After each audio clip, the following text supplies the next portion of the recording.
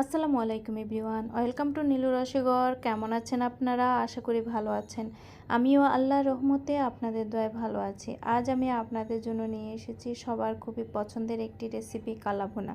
কালাভুনা অনেক কিছু দিয়ে হয়, গরু মাংস দিয়ে হয়, মাটন দিয়ে হয় এবং মুরগি দিয়েও কালাভুনা করা যায়। আজ আমি আপনাদের জন্য নিয়ে এসেছি গরুর মাংসের কালাভুনার রেসিপি।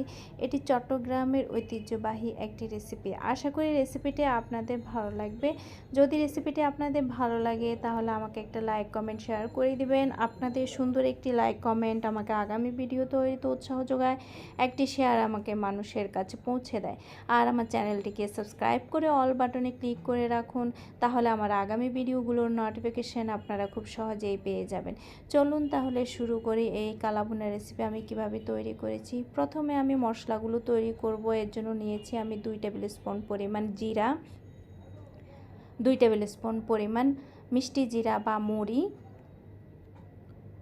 1 টেবিল স্পুন পরিমাণ শাহি জিরা, 1 টেবিল স্পুন পরিমাণ কালো জিরা, 1 টেবিল স্পুন পরিমাণ রাঁধুনি, 1 টেবিল স্পুন পরিমাণ আজওয়ান, 2 টেবিল স্পুন পরিমাণ ধনিয়া, 1 টিস্পুন পরিমাণ মেথি, 1 টেবিল স্পুন পরিমাণ সবুজ এলাচ, 1 টেবিল স্পুন পরিমাণ দারুচিনি, 1 টেবিল স্পুন পরিমাণ কালো গোলমরিচ, 1 টিস্পুন পরিমাণ কাবাব চিনি, 3-4টা জয়ত্রী ফুল, 1 টেবিল স্পুন পরিমাণ সাদা গোলমরিচের গুঁড়ো,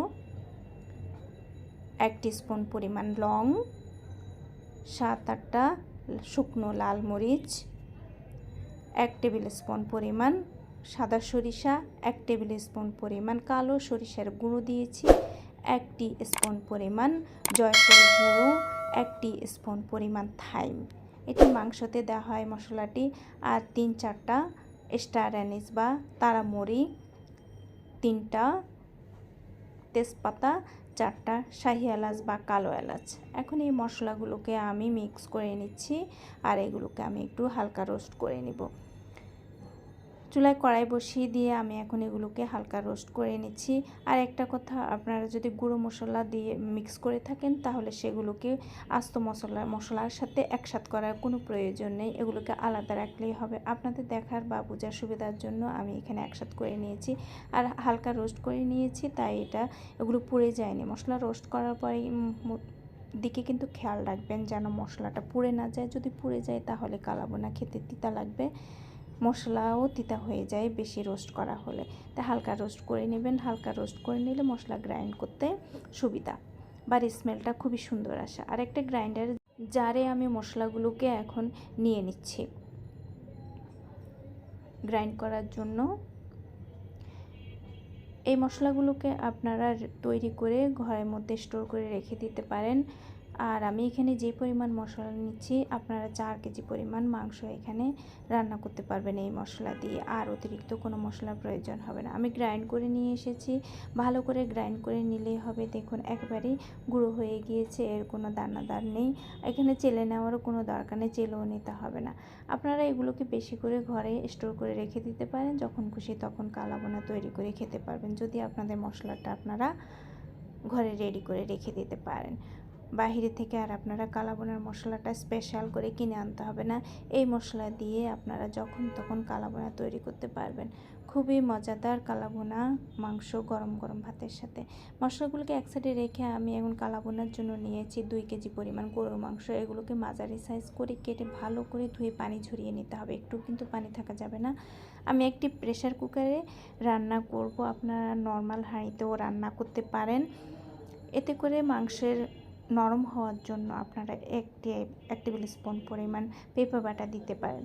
আর যদি আপনারা নর্মাল হাঁড়িতে না রান্না করে প্রেসার কুকারে রান্না করেন তাহলে দেওয়ার প্রয়োজন নেই। দিয়ে দিয়েছি আমি 1 কাপ পরিমাণ পেঁয়াজ কুচি, 1/2 কাপ পরিমাণ আদা বাটা, আর 1 কাপ পরিমাণ রসুন বাটা, 1 টেবিল স্পুন পরিমাণ লাল মরিচের গুঁড়ো, 1 টেবিল স্পুন পরিমাণ হলুদের গুঁড়ো। আপনারা মশলাটাকে কমিয়ে বাড়িয়ে নিতে পারেন। লবণ দিয়ে দিচ্ছি স্বাদ মতো, আমি দিয়ে দিচ্ছি 2 টেবিল স্পুন থেকে একটু বেশি। তারপর দিয়ে দিলাম আস্ত কয়েকটা এলাচি, দারুচিনি। তারপর যে মশলাটা আমি রেডি করেছি সেখান থেকে দিয়ে দিচ্ছি আমি 4 টেবিল স্পুন পরিমাণ গুঁড়ো মশলা, এটা তো ঘরেই তৈরি করা, কী কী মশলা দিয়েছি সবগুলো আমি আপনাদেরকে আগে দেখিয়ে দিয়ে দিয়েছি হাফ কাপ পরিমাণ রেগুলার অয়েল। এখানে বেশি অয়েল দেওয়ার প্রয়োজন নেই, পরে যেহেতু আরও অয়েল আমাদের লাগবে। আর গরুর মাংসতে এমনিতেই যথেষ্ট পরিমাণ অয়েল বের হয়ে যায় যখন আমরা রান্না করি। এখন এগুলোকে ভালো করে ম্যারিনেট করে নিতে হবে। ভালো করে ম্যারিনেট করে নিয়ে এখন আমি এটাকে চুলায় মিডিয়াম ফ্লেমে বসিয়ে দিব। বসিয়ে দেওয়ার পরে আমি প্রেসার কুকারের ঢাকনা লক করব না, কষানোর জন্য দিয়েছি ঢাকনা দিয়ে। মাংসটা যখন কষানো হয়ে যাবে, এর থেকে পানি বের হয়ে পানি শুকিয়ে মাংসের গায়ে থেকে এবং মশলার গায়ে থেকে যখন তেলটা বেরিয়ে আসবে, তখন আবারও ভালো করে নেড়ে চেড়ে মশলাগুলোকে মিক্স করে নিতে হবে। মিক্স করে এখানে এখন আমি দিয়ে দিব 1.5 লিটার পরিমাণ পানি। 1.5 লিটার পরিমাণ পানি দিয়ে এটাকে আবারও ভালো করে নেড়ে চেড়ে নিতে হবে। খেয়াল রাখবেন মাংসের যেন নিচে দিয়ে পোড়া না লেগে যায়। যদি পোড়া লাগে তাহলে মাংসের স্মেলটা খারাপ হয়ে যাবে, খেতে তিতা লাগবে। ভালো করে মিক্স করে দিয়েছি। মিক্স করে এবার আমি প্রেসার কুকারের ঢাকনাটাকে লক করে দিয়ে আধা ঘন্টা পর্যন্ত রান্না করব। অর্থাৎ যে পানি দিয়েছি সেই পানিটা যেন একদম শুকিয়ে যায়, ওই পর্যন্ত আমি এগুলোকে রান্না করে নেব। আর কালাভুনার মাংস কিন্তু একেবারে সফট করা যাবে না। যদি আপনি সফট করেন তাহলে যখন এগুলোকে ভুনা করতে যাবেন তখন নাড়াচাড়া করার সময় কিন্তু এগুলো ভেঙে যেতে চায়। তাই একটু হালকা শক্ত হতে হবে। এই যে দেখুন, একটু হালকা শক্ত হতে হবে, নরম হবে বাট একটু হালকা শক্ত। আর দিয়ে দিচ্ছে এখানে 1 টেবিল স্পুন পরিমাণ সুগার, কারণ আমি যখন এগুলোকে ভাজবো তখন এগুলো যেন একেবারে ভিতর থেকে সফট হয়ে যায়, সেজন্য আমি সুগারটা ব্যবহার করেছি। মাংসটা হয়ে গিয়েছে, নামিয়ে নিয়েছি। এবার ভুনা করার পালা। চুলায় কড়াই বসিয়ে দিয়ে আমি এখানে হাফ কাপ পরিমাণ রেগুলার অয়েল দিয়ে দিয়েছি। 1 কাপ পরিমাণ পেঁয়াজ কুচি নিয়েছি, এগুলো দিয়ে আমি বেরেস্তা তৈরি করব। আর এই রান্না করা মাংসগুলোকে ফোড়ন দিব, অর্থাৎ এগুলোকে এই পেঁয়াজ বেরেস্তার মধ্যে ভালোভাবে ভুনা করে নেব। আর এই পেঁয়াজ বেরেস্তাই হলো কালো ভুনার ইম্পর্ট্যান্ট একটা পার্ট, যেটা কালো ভুনাকে কালো করতে সাহায্য করে। আর এই পেঁয়াজগুলোকে ডিপ ফ্রাই করে নিতে হবে, পুড়ে যেতে দেওয়া যাবে না। পুড়ে গেলে আপনার কালো ভুনা কিন্তু কালো হয়ে যাবে। এটাকে ডিপ ফ্রাই অর্থাৎ গোল্ডেন ব্রাউন, লাইট ব্রাউন থেকে একেবারে ডিপ ব্রাউন করতে হবে। ডিপ ব্রাউন যখন হয়ে আসবে তখন আমি মাংসগুলোকে দিয়ে দিলাম ফোড়নের মধ্যে। ফোড়ন দিয়ে এখন এগুলোকে ভালোভাবে ভেজে নিতে হবে যতক্ষণ পর্যন্ত এর মধ্যে পানি আছে, পানিটা শুকিয়ে যাওয়া পর্যন্ত মাংসগুলোকে ভেজে নিতে হবে। এবং মশলাগুলো যতক্ষণ পর্যন্ত মাংসর গায়ে লেগে না যাবে ততক্ষণ পর্যন্ত এগুলোকে ভাজতে হবে। আমি তখন এগুলোকে ভালোভাবে ভেজে নিচ্ছি। আর খেয়াল রাখবে নিচে দিয়ে যেন না লাগে, এই অবস্থাতে কিন্তু অনবরতই নেড়ে নেড়ে এগুলোকে ভেজে নিতে হবে। তারপর যে মশলা আমি রেডি করেছিলাম সেখান থেকে আবারও 1 টেবিল স্পুন পরিমাণ গুঁড়ো মশলা দিয়ে দিচ্ছি। এতে করে এর স্মেলটা খুবই ভালো আসে এবং কালারটাও অনেক সুন্দর আসে। ভালোভাবে এবার এগুলোকে নেড়ে চেড়ে মিক্স করে নিচ্ছি এবং ভেজে নিচ্ছি। দেখুন কাছে থেকে আমি আপনাদেরকে দেখাচ্ছি, তেলটা একদম আলাদা হয়ে গিয়েছে, এর মধ্যে কোনো পানি আর নেই। মশলাটাও ভাজা ভাজা হয়ে গিয়েছে। দেখুন খুবই মজাদার কিন্তু এই কালা ভুনা। আমরা যখন এগুলোকে গরম ভাতের সাথে খাই তখন খুবই ভালো লাগে। আর এই কালা ভুনা আমরা পোলাও, ভাত, পরোটা, রুটি, লুচি সব কিছুর সাথে আমরা এগুলো খেতে পারবো, নান। দেখুন মাংসটা আমার রেডি হয়ে গিয়েছে, শুধু একটু ভালো করে ভেজে নিলেই হবে। দেখুন তেলটা ছেড়ে দিয়েছে।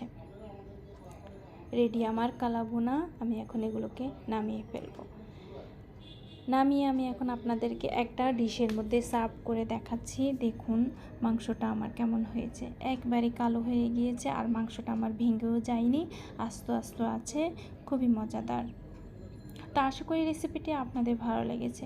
যদি রেসিপিটি আপনাদের ভালো লাগে তাহলে অবশ্যই আপনারা বাসায় ট্রাই করে দেখবেন আমার রেসিপি অনুযায়ী আপনাদের এই কালো ভুনা হয় কিনা।